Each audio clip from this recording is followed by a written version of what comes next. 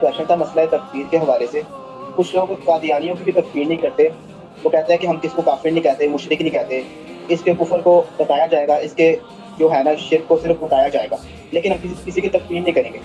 لیکن جب بھی ہم کسی فرد کو ڈسکس کیا جاتا ہے تو اس کا حکم تو لازمی طور پہ بھی لگتا ہے. جیسا کہ ہم دنیا کے اندر بھی اگر پولیٹیکل ڈومین میں دیکھیں, ایتھیکل ڈومین میں دیکھیں, سوشل ڈومین میں دیکھیں, تو جب بھی کوئی جھوٹ بولتا ہے یا کوئی بد اخلاقی کرتا ہے تو ہم اسے یہ نہیں کہتے تم نے بد اخلاقی کیا, ہم اسے کہتے ہیں تم بد اخلاق ہو.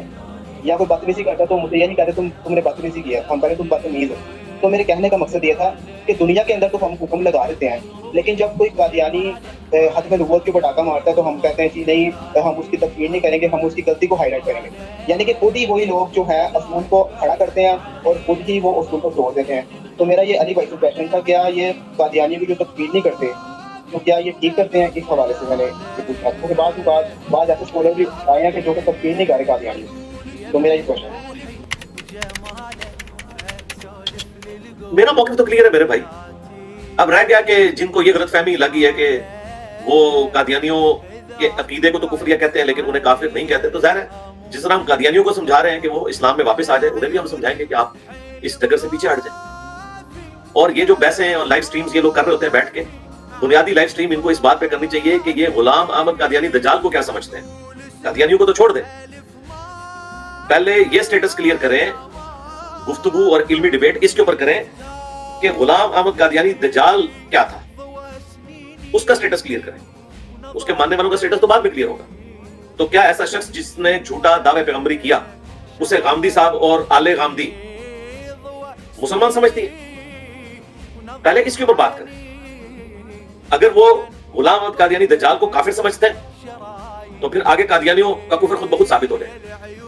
اور اگر یہ لوگ کہتے ہیں کہ غلام احمد قادیانی دجال ان کے نزدیک مسلمان ہے, نعوذ باللہ, تو پھر تو ہمارے لیے بڑی آسانی ہو جائے گی کہ ہم ان کا دجل لوگوں کے اوپر واضح کریں. ابھی فی الوقت انہیں بینیفٹ آف ڈاؤٹ دیں, ان کے تماشے دیکھیں اور انہیں جا کے یہ پوچھیں کہ یہ جو تم لوگوں نے تماشا لگایا ہوا ہے, بار بار قادیانیوں کے اوپر ڈسکشن کرتے ہو اس اعتبار سے کہ ہم ان کا کفر واضح کریں گے لیکن انہیں کافر نہیں کہیں گے. اور بھائی وہ تو اسلام میں داخل ہی نہیں ہوئے. اسلام کی جو بنیادی چیزیں تھی ان میں سے انہوں نے ایک بڑی چیز کا انکار کر دیا, کہتے ہیں تکفیر کرنے کی جورسڈکشن ہمارے پاس نہیں ہے. اور بھائی وہ اسلام میں آئی نہیں ہے, تکفیر تک تو بعد میں جائے گی. آج بھی ایک نان مسلم آ کے مجھے کہتا ہے کہ جی میں مسلمان ہونا چاہتا ہوں لیکن میں نبی اسلام کو آخری پیغمبر نہیں مانتا, تو کیا میں اسے کلمہ پڑھا کے مسلمان کر لوں گا؟ میں یہی کہوں گا کہ اس کے بغیر تو مسلمان نہیں ہو سکتے. تو تکفیر کی جورسڈکشن کا مسئلہ نہیں ہے, جورسڈکشن اس چیز کی بعد میں ڈسکس ہوگی. پہلے تو یہ ہے کہ ختم نبوت کو مانے بغیر کوئی شخص مسلمان ہو سکتا ہے؟ یقیناً نہیں. اور اس سے بھی بڑی بات کہ غلام احمد قادیانی دجال کے ماننے والوں کو تو یہ لوگ بیٹھ کے آل غامدی ڈسکس کر رہے ہیں.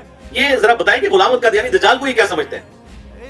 یہی مجھے تو مسلمان نہیں سمجھتے. یہ پھر تو مسئلہ آسان ہو جائے گا انہیں سمجھانا کہ حدیث میں اس کے بارے میں کیا کہا گیا. اور میں وہ غامدی صاحب کے وہ جو اینکر ہیں ان کو سن رہا تھا, حسن الیاس بھائی کو, اللہ انہیں ہدایت دے, وہ مسلمہ کذاب کا نام بھی احترام سے لے رہے تھے. وہ کہتے ہیں مسلمہ کذاب جب آئے انہوں نے یہ کہا مسلمہ کذاب بھی بول رہے ہیں اور جمع کے سیغوں کے ساتھ اس کا احترام کر رہے ہیں. یار لعنت ایسی تربیت کے اوپر کہ جس کو رسول اللہ کذاب کہیں, جسے صحابہ کرام کذاب سمجھیں, جس کے خلاف صحابہ کرام پوری جنگ لڑیں اور کتنے اولو العزم اصحاب اس میں شہید ہو جائیں, ٹھیک ہے, جنگ یمامہ میں, ان کا نام تم اتنے احترام سے لے رہے ہو یار. اور اگر یہ سلپ آف ٹنگ ہوا ہے تو ٹھیک ہے معذرت کر لو, لیکن کم از کم یار جو کچھ بیٹھ کے کیمرے کے آگے بولتے ہو نا, اس کو اپلوڈ کرنے سے پہلے ایک دفعہ خود بھی سن لیا کرو یار کیا گفتگو کر رہے ہو. کب تک بینیفٹ آف ڈاؤٹ آپ لوگوں کو دیا جائے گا؟ آپ لوگ جس طریقے سے ان معاملات کو اچھال رہے ہیں یہ امت کے لیے کوئی اچھی چیز نہیں ہے. تو لہٰذا ہمارا کوئی بھی اسٹوڈنٹ اگر وہ ان کی اسٹریم میں جاتا ہے علمی ڈسکشن کے لیے ضرور جائے, میں تو منع نہیں کرتا, لیکن قادیانیوں کے اوپر ڈسکشن نہ کریں, غلام احمد قادیانی دجال کے اوپر کریں کہ تم اس دجال کو کیا مسلمان سمجھتے ہو یا کافر. اگر وہ کافر ہے تو اس کے ماننے والے بھی کافر ہیں, اور اگر مسلمان سمجھ رہے ہو اسے پھر تو ہمیں تمہیں مقدمہ پیش کرنا زیادہ آسان ہو جائے. پھر ہم تمہارے سامنے بخاری مسلم سے حدیث رکھیں گے کہ نبی اسلام نے فرمایا قیامت اس وقت تک نہیں آئے گی جب تک 30 جھوٹے دجال پیدا نہ ہو جائیں اور ان میں سے ہر ایک دعوی نبوت کرے گا. اور یہی حدیث تھوڑے سے ڈیفرنٹ الفاظ کے ساتھ ابو داؤد اور ترمذی میں ہے, اس میں آپ علیہ السلام نے فرمایا انا خاتم النبیین لا نبی بعدی. باقی الفاظ وہی ہیں, میں خاتم النبیین ہوں, میرے بعد کوئی نبی نہیں ہے.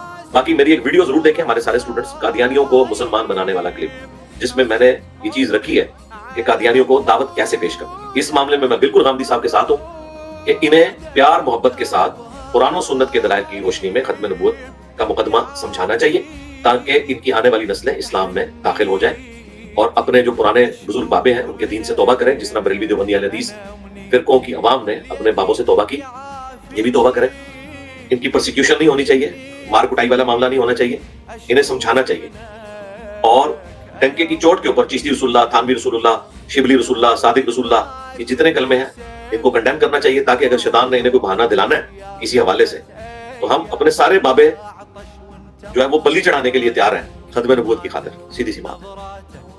باقی یہ جو آپ کو سارے تماشے یہ پیش کرتے ہیں کہ جی اس زمانے میں پیر میر علی شاہ صاحب پہنچ گئے تھے اور جناب انہوں نے لاہور جا کے للکارا, تو بھائی لاہور کیوں جا کے للکارا؟ قادیان جاتے ہیں نا, بہت سے وقت تھا نا.